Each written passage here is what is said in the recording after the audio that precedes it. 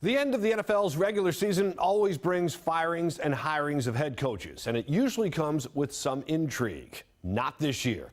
It's far too early to judge the 5 new head coaches, but it's not too early to take a run at the team owners. I understand these are billionaires who can't be told who to hire, but some of these owners have been on a hiring treadmill. Every few years, they have to bring in a new head coach because they can never get it right. This week, the Fritz Pollard Alliance issued a statement urging the NFL to boost its abysmal record of hiring minorities. When the Rooney Rule was established in 2003, it was intended to shed light on the hiring practices in the NFL. The rule required league teams to interview minority candidates for head coaching jobs. Teams took it seriously in its early stages, and it paid off when 2 black head coaches met in the Super Bowl after the 2006 season. Tony Dungy's Indianapolis Colts beat Lovie Smith's Chicago Bears in a historic game.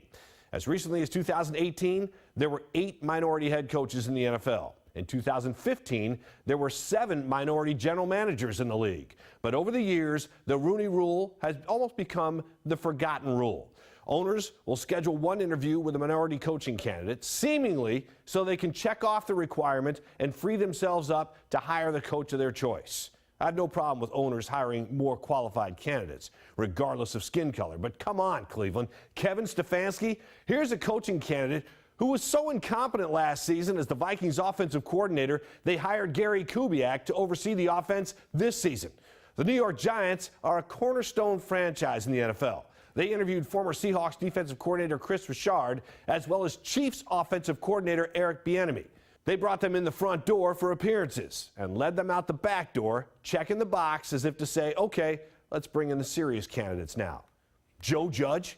Like Stefanski, Judge has no head coaching experience. He's been a special teams coach for all but one of his 12 years in coaching. But because he was on Bill Belichick's staff in New England, he must be special enough to qualify as a head coach. Ask Detroit how that's working out. Belichick's former defensive coordinator, Matt Patricia, has led the Lions to a 9-21-1 record in his 2 years. He's been informed if the team doesn't make the playoffs next season, he's gone. Carolina Panthers hired Matt Rule after 3 years as head coach at Baylor, where his team finished 11-3 this season after going 7-6 last season. That earned him a 7-year, $60 million contract, making him the 6th highest paid coach in the NFL. The 5 coaches above him, including Pete Carroll, have all won Super Bowls. $60 million for a coach who has done nothing in the NFL. Lastly, the Super Bowl could feature 2 black coordinators in Bieniemy and 49ers defensive coordinator Robert Saleh, who interviewed in Cleveland. It's hard to believe the head coaches hired this offseason are more qualified than those 2.